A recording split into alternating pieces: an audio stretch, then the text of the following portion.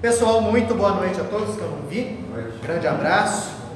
Conforme aquilo que a gente comentou já faz algum tempo, desde o final do ano passado, nós iniciaremos hoje o nosso estudo relacionado ao passe, o nosso mini seminário acerca do passe. O planejamento é fazer isso aqui em 4 sextas-feiras, tá? Mas eu não costumo obedecer muito rigidamente a esses critérios, não, porque vai depender muito do feedback que vocês vão dar. Então é muito comum, de repente, a gente ir mais além e gastar pelo menos uma outra sexta-feira. Tudo bem, não tem problema nenhum com relação a isso. Conforme foi dito, isso daí é dado àqueles que desejam se esclarecer mais a respeito do passe, aqueles indivíduos que já são passistas e querem fazer uma reciclagem, bem como aquelas pessoas que têm o interesse em se tornarem passistas. Ok? É um estudo, conforme o estudo que a gente dá em toda sexta-feira. Não tem problema nenhum vocês se interromperem para fazer os questionamentos, fazer as observações, as perguntas. Eu até acho muito bom, prefiro que a coisa aconteça dessa maneira, a fim de que haja um dinamismo muito bom, para que não fique só eu aqui, sonolentamente falando para todo mundo aqui assistir. Mas antes, é interessante que nós façamos aqueles momentos de prece. É interessante que nós entremos na maior sintonia com as forças maiores do universo, rogando a Deus que abençoe-nos a tarefa de aprender. Porque é justamente através do aprendizado que nós vamos fazer com que os nossos horizontes mentais se abram. Aumentam, inclusive, as nossas possibilidades de atuação e, consequentemente, as nossas tarefas de auxílio ao nosso próximo. Agradecemos, então, a Deus esse momento. Conforme aquilo que a gente sempre comenta aqui, poderíamos estar fazendo outras coisas nesses minutos que irão se transcorrer céleres. Mas a nossa maturidade espiritual atual nos faz escolher um melhor caminho. E isso é de suma importância para o nosso crescimento, para o nosso amadurecimento como seres humanos, como indivíduos que todos somos. Que nosso Pai nos abençoe, nos ilumine hoje e sempre. Que assim seja. Bom, agora eu vou sair do foco aí do celular, vou ficar um pouquinho mais do lado para que o pessoal possa ver de maneira mais nítida aquilo que se apresenta ali nos slides. Falaremos agora a respeito do passe, pessoal. Essa técnica que é tão utilizada no ambiente espírita desde há muito tempo.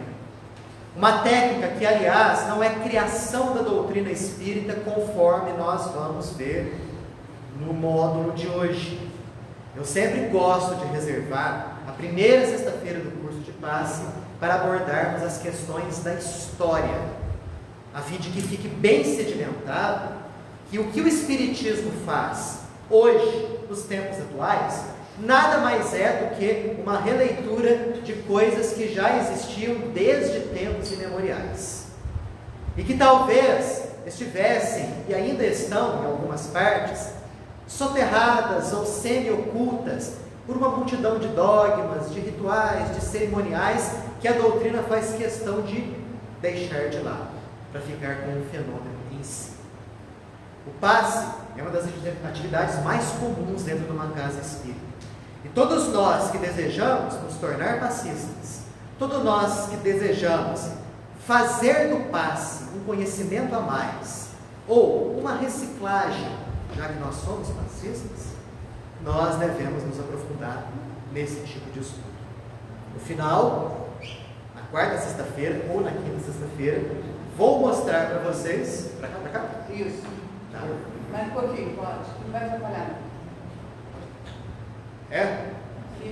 Mas o pessoal que está aqui consegue enxergar? Tá bom. que a gente vai fazer aqui é justamente apresentar, na última sexta-feira, uma grande quantidade aí de referências bibliográficas que vão embasar o nosso estudo, tá? O que nós vamos ver aqui agora, aqui, ó, o fluido na história. É muito comum, eu prefiro ficar aqui, ó, para mostrar só o slide, inclusive para ajudar o pessoal que está aqui. O importante é isso aqui, a minha voz ouvida já está ótima. Gente, é muito comum nós ouvirmos, nós vamos tomar passe, vamos receber o fluido do passista. O que é esse tal de fluido? Por definição da física, fluido é toda substância que é capaz de escoar e cujo volume toma a forma do seu recipiente.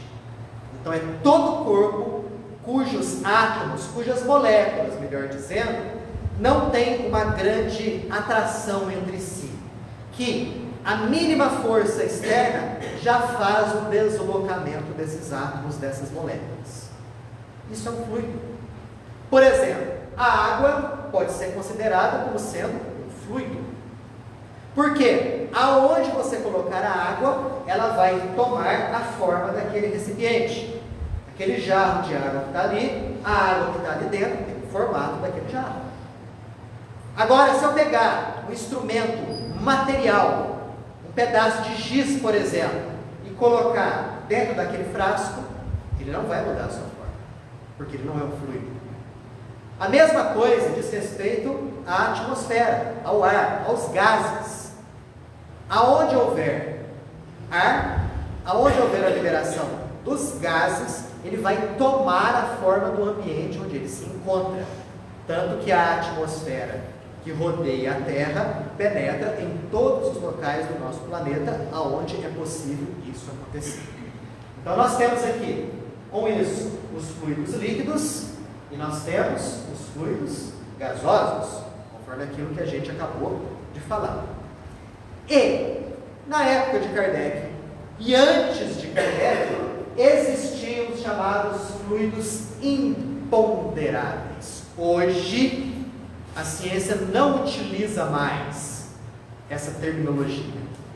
Como fluido imponderável, nós temos hoje os conceitos mais modernos de energia e de campo, conforme nós vamos falar daqui a pouquinho no decorrer dessa nossa explanação. Mas o negócio é muito antigo, conforme eu disse para vocês. E por que é muito antigo? Porque faz parte das leis da natureza. Tudo aquilo que faz parte das leis da natureza existe desde que essas leis foram criadas, ou seja, desde sempre. E os registros mais antigos que nós temos acerca da utilização das energias ou dos fluidos remontam a duas civilizações que a história oficial não reconhece, mas que, através de uma literatura antiga e através também da própria mediunidade, se revelam. São dois continentes, a Atlântida e a Lemúria, onde a questão fluídica foi muito utilizada. Talvez dentre os primeiros locais da utilização dessa ação de conduzir a energia de uma pessoa para outra. A Lemúria é um continente que afundou. Ficava na região onde hoje é o Oceano Índico, e a Austrália e a Nova Zelândia são os seus remanescentes. Ela afundou bem antes da Atlântida, que, como o próprio nome já fala, é localizada nesse continente que também afundou no Atlântico Norte, uma região localizada ali entre o México e o norte da África, um vasto continente cujos últimos remanescentes afundaram há mais ou menos 12 mil anos atrás. Sabe-se muito a respeito da Atlântida. Sabe-se que eles conseguiram um avanço tecnológico que nós não temos nos dias atuais. Inclusive, com a utilização da força dos cristais, um elemento chamado frio, que eles utilizavam para gerar energia e fazer inúmeras coisas. Mas não somente o avanço na área tecnológica era uma coisa bem corrente lá na Atlântida, mas as ciências psíquicas também eram muito utilizadas lá. A utilização das energias, até mesmo à distância, objetivando destruir inimigos por ação magnética à distância, era muito utilizado nesse continente. Esse continente afundou-se. Os seus remanescentes se espalharam por algumas regiões do planeta, como por exemplo, a América do Norte, a América Central, a América do Sul, Norte da África, e ali o conhecimento secreto foi levado. Talvez a civilização conhecida e aceita pela história oficial, mais antiga e repositária dos conhecimentos da Atlântida, seja a Índia. Ali nós temos... Sim, pode falar. Qual a relação desse trecho histórico de utilização dessa energia com os exilados capelas? Totalmente relacionados. Porque os Atlantes, como eram seres mais evoluídos sob o ponto de vista intelectual, eles eram oriundos daquele planeta que circula em torno da estrela Capela. Na verdade, os primeiros capelinos encarnaram aqui na Terra, na região da Ásia. E depois fizeram um trajeto passando pelo Oriente Médio, Norte da África e chegaram na Atlântida. E lá desenvolveu-se uma civilização que floresceu, do ponto de vista tecnológico e psíquico também. Eles tinham grande facilidade em lidar com o fenômeno psíquico, porque o próprio corpo espiritual deles não estava tão bem adaptado ao corpo físico, então eles tinham grande acesso ao chamado mundo. Então, provavelmente foi um grupo que veio numa condição ainda de expiação, vamos dizer ainda assim. De expiação. Porém, uma condição intelectual maior. Exato. Porque eles vieram aqui por dois motivos. O primeiro motivo era justamente expiar os seus erros no planeta de origem. E eram banidos para cá. Primeiro objetivo. Segundo objetivo, alavancar a nossa civilização autóctone aqui da Terra. Tanto que só depois que os exilados chegaram, que as grandes civilizações começaram a surgir. Da Atlântida, só se tem ideia através dos livros mais antigos. Platão cita muito a Atlântida. E, sob o ponto de vista mediúnico, existem várias revelações. Né? Agora, das civilizações conhecidas, que também são descendentes dos capelinos, a Índia está entre elas. A Índia, os Árias, os egípcios e os judeus. São os quatro grandes troncos dos capelinos que aqui vieram. Daniel, Sim. e também naquela época a energia da Terra era mais pura. Sim, uma e energia eles, mais como firme, eles tinham, como muitos magos naquela época que conseguiam movimentar ectoplasma com a própria força de vontade, então eles manipulavam a energia com muita facilidade naquela época. Exato. O que acontece hoje em dia está tudo poluído. O que foi isso daí justamente foi um dos motivos que levou o continente a afundar. É a utilização negativa dos poderes psíquicos e intelectuais deles. Ainda tem alguns remanescentes, ou tinha no centro da Terra, os magos ainda, que eles não querem sair do planeta. Não querem, mas vão. Não querem, mas vão. Mas Tem eles estão jeito. fazendo de tudo. Vamos voltar para a Índia aqui, ó. Conceitos como prana, como akasha, são conceitos muito similares àquilo que o Espiritismo nos chama de matéria formadora do universo, ou fluido cósmico universal. Conceitos como fluido vital, que mantém a vida universal. Se a gente pegar a filosofia hindu, os mais entendidos falam que toda a filosofia ocidental, toda ela, inclusive a grega, é filha da filosofia hindu.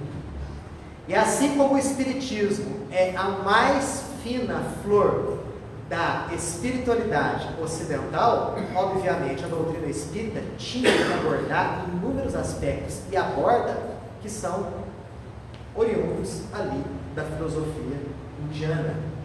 Então ali nós temos também esses conceitos aqui, que são comuns a nós espíritas, mas que os hindus já falavam desde há 5, 7 mil anos atrás. Para eles, isso daí é uma coisa muito lógica e muito comum. E não somente esses nomes aqui existem na Índia Antiga, como prana, que é o fluido vital nosso, mas na Austrália, a energia vital recebe o nome de orenda. entre os polinésios de Mana, na América de Wakan, e entre os egípcios de Sa.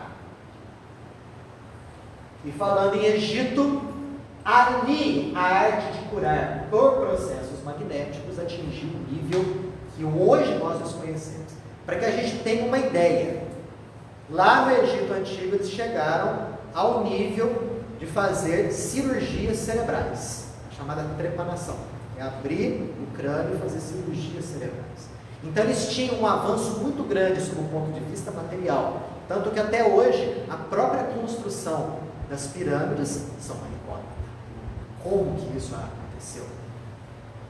E a ação magnética era um conhecimento secreto dos sacerdotes.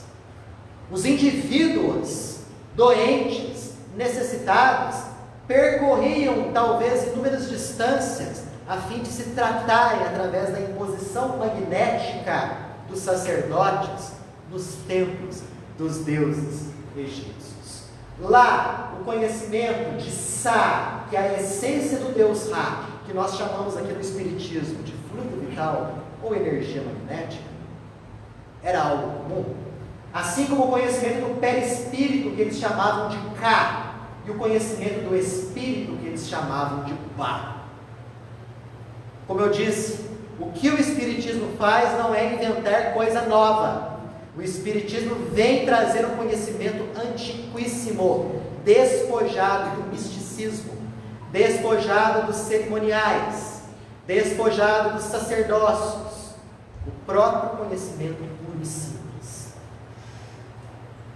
Bonito, né? Daniel, Através da entrada nesses templos aqui, as pessoas recebiam, faziam as suas ofertas, as suas oferendas aos deuses, e os sacerdotes magneticamente impunham as mãos, como a gente faz nos dias de hoje, gerando cura.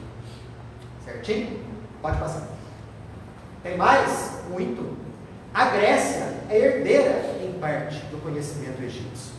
Ali, os oráculos e as sibilas que nós conhecemos hoje sob a denominação de médiums faziam as práticas magnéticas, os passes.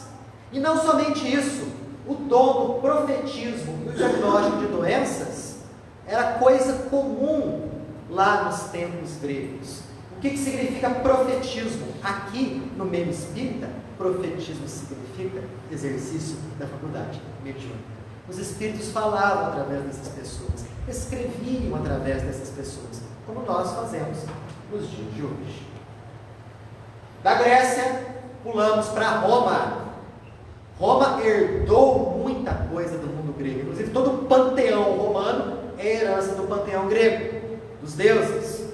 Ali, as curas através de operações magnéticas eram muito efetuadas, obviamente, mediante outros nomes.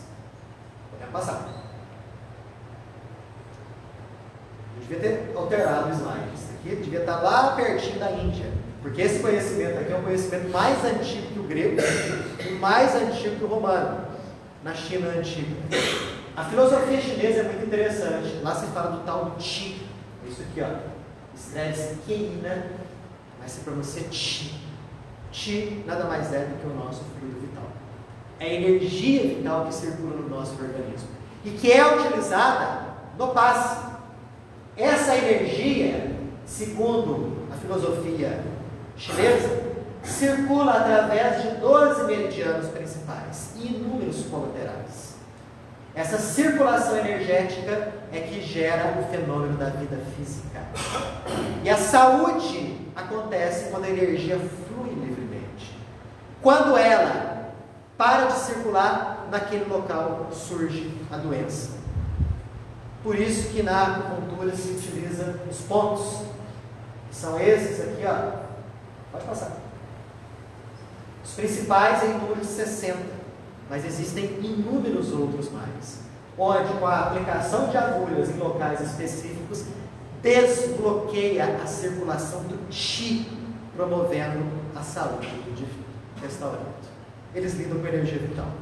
Só que na acupuntura, esse lidar com energia vital se faz através da prática da agulha ou da magnetoterapia. Esse você conhece bem. Isso eu conheço bem. Esse discutível. Dói um pouquinho. Mas só um pouquinho. Jesus. Nossa, o que tem a ver Jesus com paz? Jesus com paz tem tudo a ver. Por quê? Porque Jesus é o pacista por excelência. Como assim, Daniel? O pacista por excelência? As curas dele. Já imaginaram ele olhar para um indivíduo desfigurado pela hanseníase e falar: quero, seja curado. E numa fração de segundos o corpo daquele indivíduo é reconstituído à saúde. Já imaginaram ele chegar num cego falando: restitua a visão, e ele passar a enxergar? Ou um paralítico de repente começar a andar? O que Jesus fazia em altíssimo nível é o que nós fazemos num grau muito moderado e muito insignificante aqui na Câmara do Passe. Fala. Mas havia também a questão da ajuda da pessoa em querer receber a cura, né? Porque bastava também alguém tocar na veste dele para poder receber a cura. Como no caso da mulher hemorroísta, acontece esse tipo de cura. Ali a gente vê o que? A gente vê um indivíduo doador, cheio de energia, e aquele receptor, pobre de energia. E a fé seria aquele instrumento que ligou um ao outro. E aí ela recebeu a energia e ficou curada. O que Jesus fazia era lidar com a energia que ele liberava de um grau absurdamente elevado, promovendo aí o fenômeno da cura. Mas o magnetismo, né, tem, né, é atingir as células, não é? Por isso que fazia cura. Exato. O magnetismo dele, além de atuar no corpo perispiritual da pessoa, também, por uma questão de ressonância, atuava no organismo físico.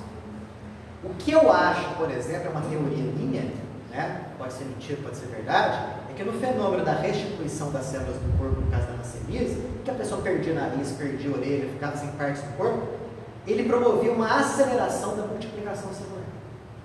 Uma velocidade assim imensa. É como se fosse, entre aspas, um câncer controlado, em que ele fazia com que as células se multiplicassem até o nível exato do tecido ficar totalmente reconstruído. Que ele fazia uma coisa maravilhosa. Sim. Por que você diz que é do físico até o perispírito, se o perispírito é a ligação do corpo com o espírito, que o espírito, por sua vez, é a matriz dos defeitos e virtudes do corpo? A partir do momento em que existe uma ação no corpo perispiritual, existe um reflexo no outro corpo, que é o duplo etérico, que faz a ligação entre perispírito e corpo físico, com reflexos no corpo físico. O corpo físico a gente deve entender sempre como sendo um efeito. Sim. As causas são sempre ocultas no sentido de ser espiritual. É porque eu entendi o contrário, por isso que eu fiz o tempo. Bem por aí. O caminho é de dentro para fora. Exato. E depois você disse assim, que atinge a célula e depois vai para o perispírito, vai daí. Eu devo ter explicado assim meio correndo nesse ponto. Mas na verdade a ação é perispiritual, com reflexos, com repercussões no organismo físico. Entendeu? Sim. Podemos dizer que o espírito, ou seja, o perispírito, ele é o moderador. É um moderador biológico, é um MOB, modelo organizador biológico. Né? O nosso corpo físico, ele foi moldado no útero materno através de um modelo pré-existente. E esse modelo pré-existente é o perispírito, do qual nós vamos falar um pouquinho na sexta-feira que vem, juntamente com o duplo etérico. Ok? Bom, mas aí, né, seria China, seria Egito, seria Grécia, seria Roma para poder chegar aí.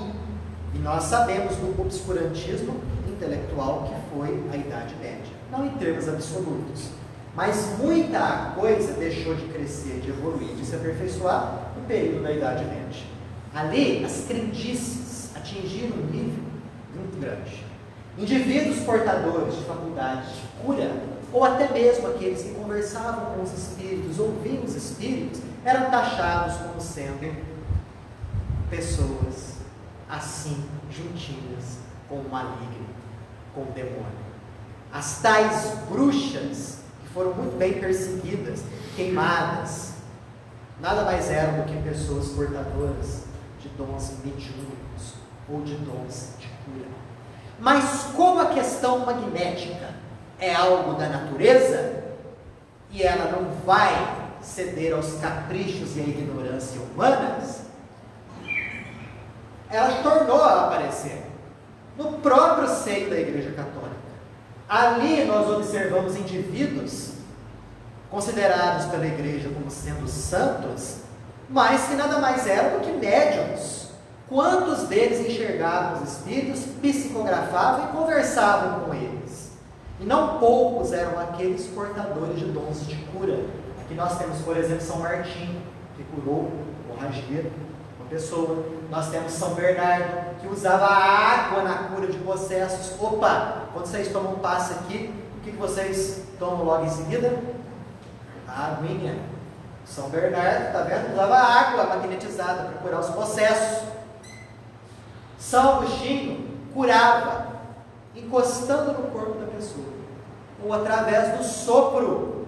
E existe uma técnica de passe que eu vou falar, acho que na quarta, sexta-feira, que é justamente a técnica do sopro. Ele curava fazendo isso aqui. Não era só o pessoal da igreja, não. Os reis, que eram considerados como sendo intermediários de Deus aqui na terra, alguns deles detinham dons de cura, né?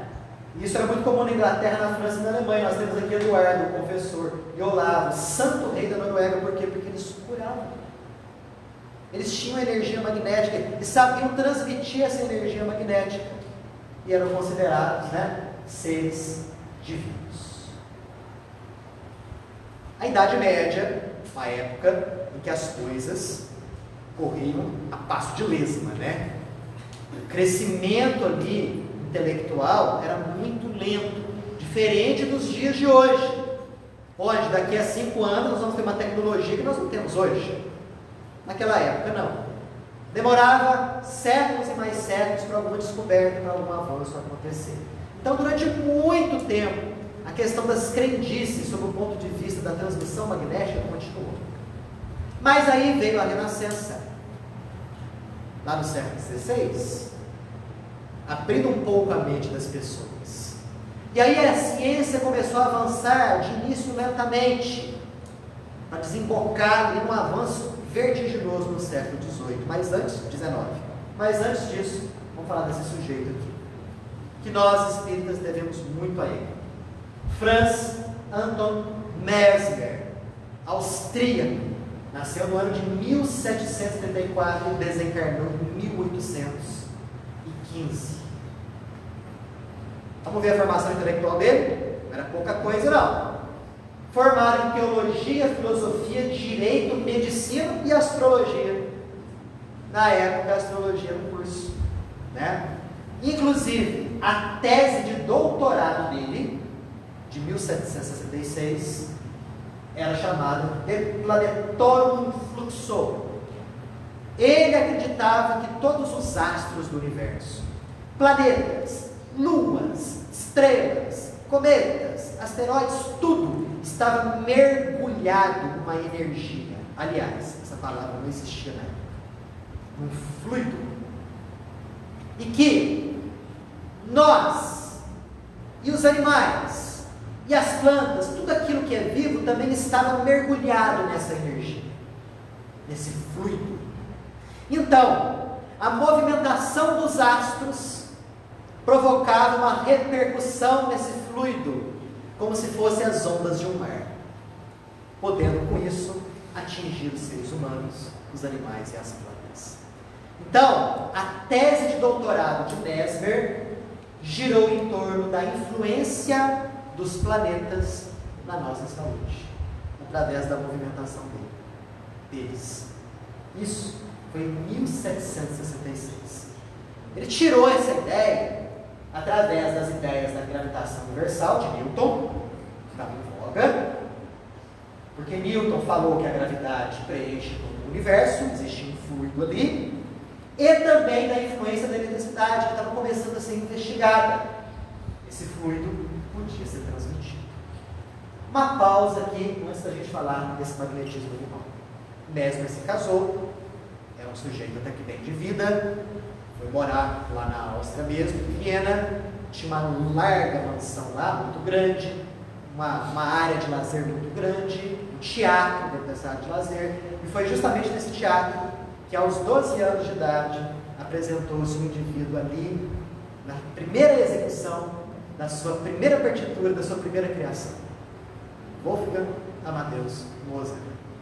Mozart fez a primeira apresentação dele com 12 anos de idade no quintal da casa do Mesmer. Quando a gente fala quintal, não é o nosso quintal, né, com um quadradinho. Né? Lá o quintal devia ter o quê? Hectares. Né? Alguns quilômetros. Alguns quilômetros. Lá, Mozart se apresentou. Tá? Voltando para cá. Certo dia, o nosso querido Mesmer ficou sabendo das experiências de um padre, Maximilian Hell. O que o Maximilian Hell fazia? É coisa interessante. O que ele descobriu? Como que ele descobriu isso? Eu não sei. Tinha uma mulher que estava com problema de estômago, uma dor no estômago. Ele pegou um ímã. Ele pegou um ímã e colocou no lugar onde a mulher sentia dor. E ele percebeu que quando ele movimentava o ímã pelo corpo da mulher, aquela dor se movimentava também. Ele achou que não, interessante. A cura acabou acontecendo. Ele começou a utilizar ímãs para tratar doenças. Mesmer ficou sabendo disso e ficou maravilhado. Ele falou assim: opa, peraí, essa ideia casa muito bem com essa ideia minha aqui, ó, desse fluido que a tudo preenche. Vou começar a usar os ímãs para processos de cura. E assim ele fez. Começou a utilizar ímãs para poder curar. Passar. Com o passar do tempo, ele começou a perceber que os ímãs eram desnecessários. E como que ele percebeu isso? Um belo dia, ele estava fazendo sangria no paciente. Naquela época era muito comum isso daí. O sujeito se submetia a uma técnica de sangria, onde fazia ele sangrar alguns ml para poder curar as doenças. Mesmer percebeu a seguinte coisa: quando ele se aproximava da pessoa que estava tendo a sangria, o fluxo de sangue aumentava. Quando ele se afastava dessa pessoa, o fluxo de sangue diminuía. Ele falou assim: opa, peraí, eu tenho alguma coisa comigo aqui, eu tenho uma energia, tem um fluido aqui comigo. Aí ele abandonou a questão dos ímãs, porque ele percebeu que a cura na verdade não estava no ímã, a cura estava nele. E ele chamou isso de magnetismo animal, porque se existia o ímã, que é o magnetismo mineral, obviamente as pessoas tinham magnetismo animal. O que é o magnetismo animal? É a energia que nós utilizamos na câmara do passe. É a energia que faz com que o nosso corpo funcione. É o Qi ali dos chineses. É o Sa ali dos egípcios. É a mesma coisa, sob outros nomes, outras denominações. Mesmer se mudou para Paris.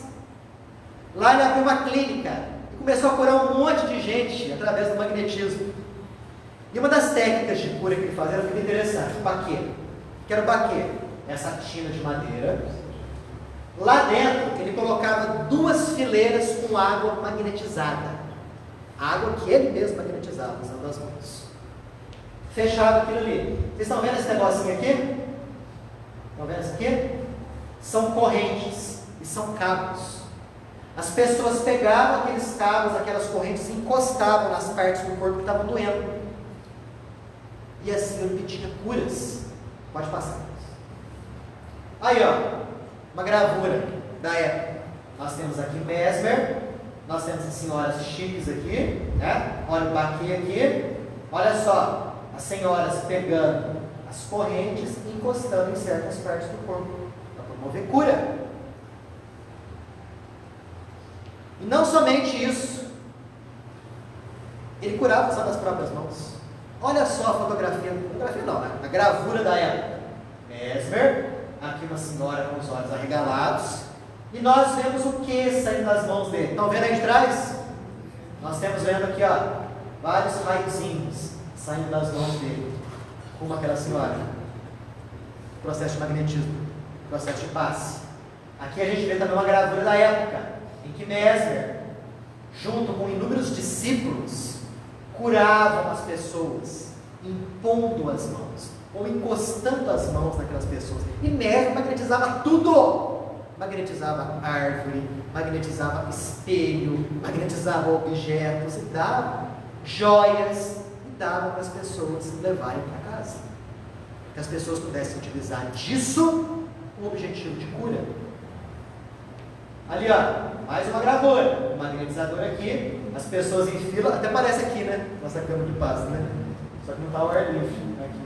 Aqui nós vemos os raiozinhos, que é a energia, o tal do magnetismo animal, saindo das mãos do magnetizador, do passista, indo em direção a esses indivíduos todos aqui. Qual a relação de objetos magnetizados e a crença, vou dizer assim, em talismãs? Tem uma grande relação entre uma coisa e outra. Tem. Porque assim, nós sabemos que os objetos, eles retêm a energia do seu produto. Tanto que existe até a lenda das joias amaldiçoadas. Isso existe. Não só objetos, né, como joias, mas roupas e tudo mais. As pessoas mais sensíveis, elas podem captar a carga energética que envolve aquele objeto. E essa carga energética, ela pode ser transmitida para a pessoa. Agora, é evidente que isso daí só vai acontecer num grau de magnetização muito grande, desde que a pessoa também tenha um grau de credibilidade grande também, a fim de que haja a união daquelas energias todas. Quando eu falar a respeito de aura e de fotografia Kirlian, semana que vem eu vou entrar novamente nesse assunto dos objetos magnetizados. Daniel, complementando o que ela estava falando, tem aquele caso daquele, eu acho que casal, das joias. Vamos contar isso agora. Não. Deixa eu contar isso para sexta-feira que vem. Eu vou usar essa história, você vai me lembrar. Sim. Lembra? Não. Do presente? Não. Agora não, sexta-feira que vem. Fala.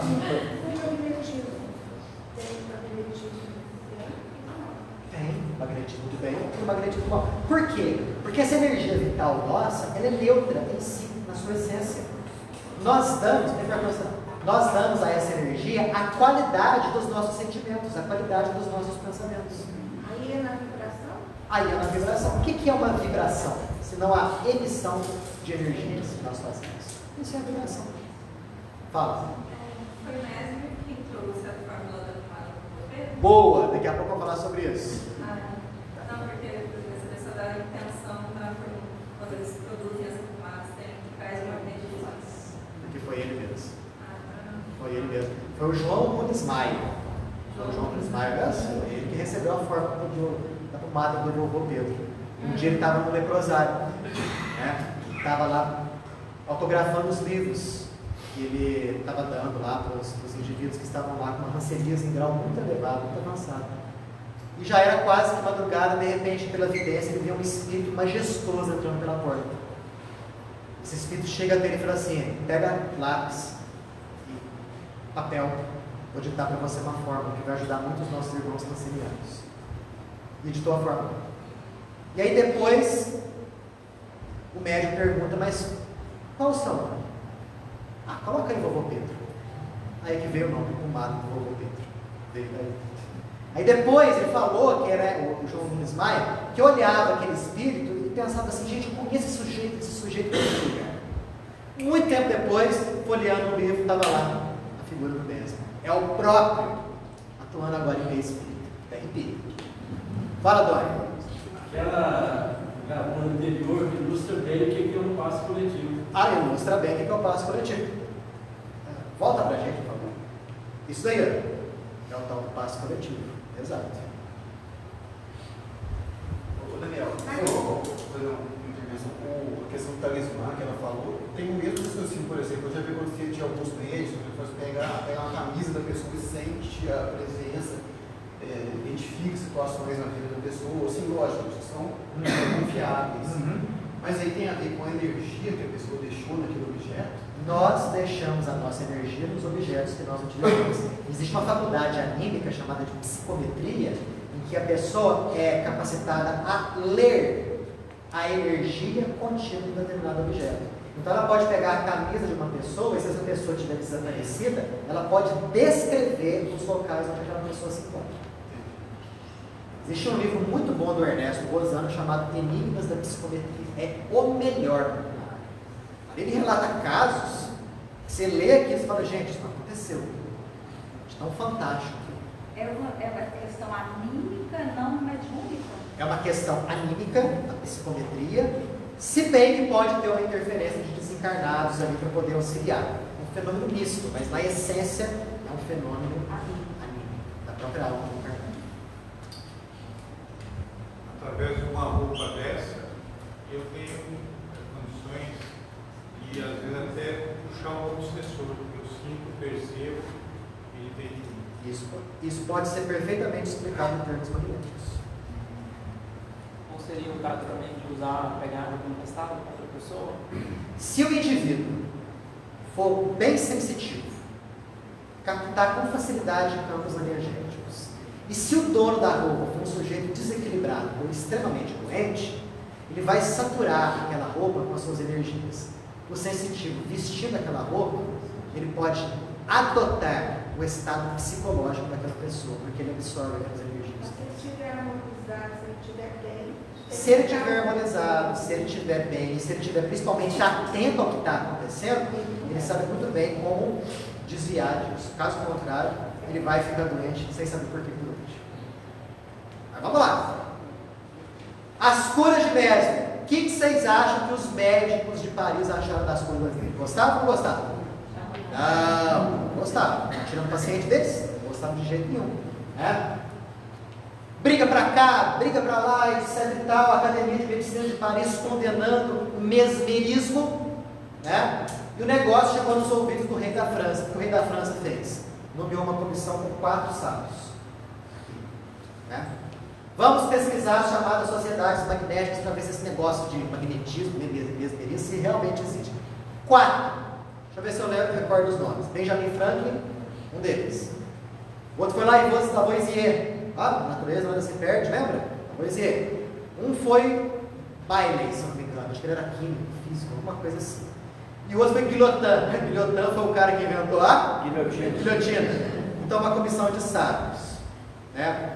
Curiosamente, só o Benjamin Franklin escapou, porque poucos anos depois os 3 perderam a cabeça. O terror da Revolução Francesa. Tá? Mas antes disso, os 4 se reuniram e começaram a analisar tudo mais e esquece. Esse negócio de magnetismo aí não existe, é mentira. Né? Mesmer teve que fugir da França e acabou desencarnando lá pelo século XIX, mas já com seu legado feito. E com muitos indivíduos formados na sua técnica. Ele criou diversas sociedades magnéticas. Um deles foi esse sujeito aqui, ó. Marquês de Quissegui. De onde que você tirou essa pronúncia? Do Google Tradutor. Entrei no Google Tradutor, coloquei lá francês e digitei esse nome aqui, ó. Eu sempre achava que era Quissegor, mas lá no Google Tradutor em francês está Quissegui. Não sei também se está tudo certo. Tá? O que esse cara fez? Ele era um discípulo de Mesmer. Curava as pessoas com magnetismo. Um belo dia, ele estava agindo num camponês que estava com um problema respiratório. Magnetizou ele. E o cara dormiu. O camponês dormiu. Dormiu e começou a conversar com o Marquês durante o sono. Ele achou aquilo lá uma coisa maravilhosa. E deu a esse fenômeno o nome de crise perfeita. E nessas conversas, o que o Marquês percebeu? Que ele conversava coisas com o indivíduo dormindo, e depois que o indivíduo acordava, não se recordava de mais nada. E mais, quando o indivíduo estava dormindo, ele podia dar ordens, que depois que o indivíduo se acordava, ele não lembrava, mas executava. Por exemplo, o Marquês induzia a crise perfeita no camponês. E o camponês, na crise perfeita, o Marquês falava por ele: quando você acordar, você vai levantar daqui e tomar um copo d'água. Aí despertava a pessoa. Sem qualquer recordação disso, do nada a pessoa levantava e ia tomar um copo d'água. Isso foi o início da moderna psicoterapia. O que o Marquês descobriu? O chamado sonambulismo. Tá? Um outro padre, mais ou menos na mesma época, chamado de Faria, um padre português, ele começou a utilizar outras técnicas para a indução desse transe aqui. E ele descobriu que não existia nada de fluido magnético, isso tudo uma bobagem, uma besteira, que na verdade a pessoa tinha que ficar fixada em alguma coisa para entrar na crise perfeita. Sabe quando a gente assiste os filmes e a pessoa vai ser hipnotizada? Aí o hipnotizador pega um pêndulo e fica fazendo assim? Ou então um relógio. Ou então um relógio? Ou então a pessoa ela fica fixada em algum ponto de luz? Então, quem descobriu isso foi o Abade Faria. Tá? Só que ele falou o seguinte, esse negócio de fluido, esquece disso, é uma bobagem, não existe. Olha só o Abade Faria. Né? Ele foi tão famoso nas suas curas que até uma estátua dele foi erguida, dele com as mãos assim e dessa pessoa sendo levantada, né? Daniel? Oi. Eu acho que fugido tem, mas há alguma relação de sonambulismo com mediunidade, com... O sonambulismo é uma faculdade anímica da alma encarnada, em que o indivíduo sai do corpo e se utiliza do corpo como se fosse um espírito desencarnado. Tá? O sonambulismo nada tem a ver com mediunidade. Mas, se o sonâmbulo, fora do corpo, de repente começar a conversar com espíritos desencarnados, começar a passar mensagens deles, aí existe uma relação de duas faculdades, sonambulismo e mediunidade. Dá para induzir sonambulismo utilizando passes. Foi o que o Marquês conseguiu descobrir. Tá? Barão de Botê, por que esse cara é interessante aqui? Porque ele fundou um grupo de magnetizadores em Paris. Opa! Olha só quem novinho, lá com seus poucos 20 anos de idade, começou a frequentar esse grupo aqui. Alguém conhece esse cara aqui? Pode ter organizado que valeu? Futura Allan Kardec. Quando Kardec, em 1854, 1853, começa a ouvir falar das mesas girantes, ele fala que já era magnetizador há mais de 35 anos. Por quê? Porque ele frequentava um grupo de magnetizadores. Está aí o link, a ligação entre magnetismo e espiritismo. Kardec era magnetizador. Kardec era passista. Aí. Deixa eu perguntar uma coisa a respeito do magnetismo. Sim. Criança já nasce com magnetismo, não ela vai Olha, essa energia é comum a todas as pessoas. Há indivíduos que têm uma facilidade de dar essa energia de maneira mais abundante. Outros nascem com uma capacidade muito grande de produzir essa energia em si. Há crianças que têm um dom de cura. Isso pode acontecer. Há crianças que desenvolvem mediunidade. Isso pode acontecer. de criança não pode se envolver depois. Tem que ter bastante cautela, né? Isso daí. Mas não, então, eu estou te perguntando, porque minha filha com 6 anos, eu estava passando mal, só passando a mão em cima de mim, Exato. Faculdade de cura. Exatamente isso. Mas e aí? Perde? Continua? Ou depende? A gente pode fazer um paralelo com o próprio fenômeno mediúnico em si. Há casos de indivíduos que têm faculdades mediúnicas quando muito novos, de repente aquilo lá some e não aparece nunca mais nessa encarnação. Em outros, some para poder aparecer mais para frente. Em outros, continua o resto da vida. O próprio Chico é exemplo disso. Com 5 anos ele via a mãe dele, conversava com os espíritos. Só foi parar depois quando desencarnou. Vai depender muito da moral daquela criança, né? Da moral daquela criança, do grau de conhecimento que vai ser dado a ela e como que ela vai ser tratada. Porque a criança tem que ter um certo equilíbrio, a criança tem que ter um certo nível de conhecimento para participar de assuntos como esse. Tem muita cautela em introduzir crianças em trabalho mediúnico. Você fez a relação da sua filha e depois a sua mãe. É o magnetismo, é o fluido animal. Gente, na Inglaterra houve uma grande aceitação do trânsito mediúnico. Tá? E aqui nós já estamos mais ou menos na época de Kardec.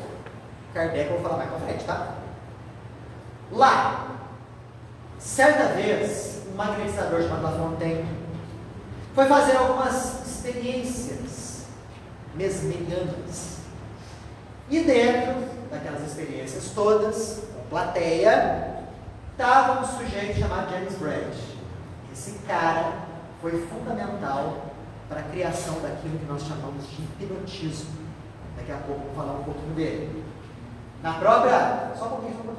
No próprio Estados Unidos, a própria questão do magnetismo foi profundamente captada e serviu como influência em William James, que é considerado como sendo um dos pais da moderna psicologia, fundador da psicologia norte-americana.